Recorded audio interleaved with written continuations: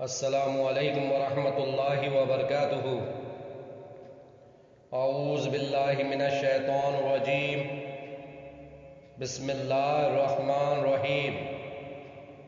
حضرت ابو حریرہ رضی اللہ عنہ سے روایت ہے کہ رسول اللہ صلی اللہ علیہ وسلم نے ارشاد فرمایا، اللہ تعالیٰ چھینک کو پسند فرماتے ہیں اور جمائی کو ناپسند فرماتے ہیں۔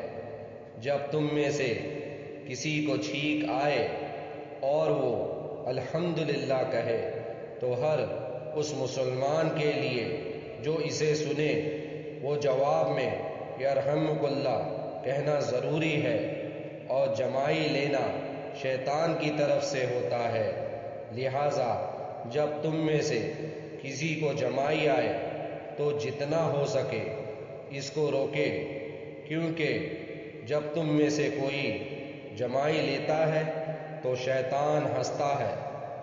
حضرت ابو حریرہ رضی اللہ عنہ سے روایت ہے کہ رسول اللہ صلی اللہ علیہ وسلم نے ارشاد فرمایا، جو شخص کسی بیمار کی عیادت کے لیے یا اپنے مسلمان بھائی کی ملاقات کے لیے جاتا ہے تو ایک فرشتہ پکار کر کہتا ہے، تم برکت والے ہو، تمہارا چلنا بابرکت ہے اور تم نے جنت میں ٹھکانہ بنا لیا ہے۔